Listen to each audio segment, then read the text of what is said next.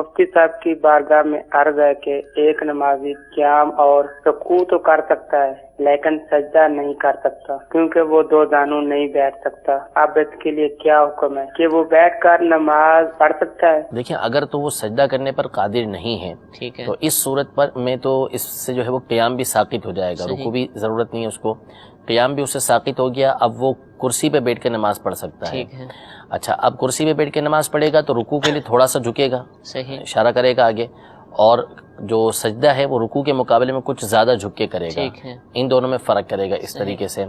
اچھا، اب یہ کرسی پہ بیٹھ کے نماز پڑھتے ہیں، بعض اوقات مسجد کے اندر جب جماعت ہو رہی ہوتی ہے، صف کے اندر بیٹھے ہوئے ہوتے ہیں،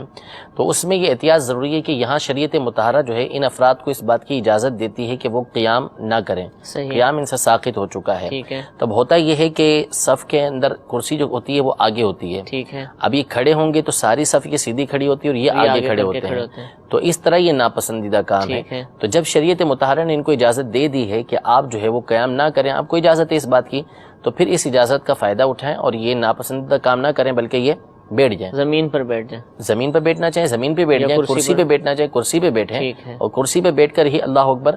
کہہ لیں۔ اگر ویسے کھڑے ہو کے کرتے ہیں تو پھر ٹھیک ہے، وہ کھڑے ہو کے پھر قیام کریں، رکوع بھی کریں اور بیٹھ جائیں، یہ ان کو اس بات کی اجازت ہے۔ اور ویسے ہی بیٹھ کے پوری نماز پڑھ لیتے ہیں، جبکہ سجدہ نہیں کر سکتے، ویسے ہی پوری بیٹھ کے نماز پڑھ لی تو بھی ان کی ہو جائے گی، اور کرسی پہ بیٹھ کے پڑھی تو بھی ان کی نماز ہو جائے گی۔ لیکن کرسی کے حوالے سے ہم نے یہ عرض کی کہ کیونکہ کرسی جو ہوتی ہے وہ صف میں آگے ہوتی ہے،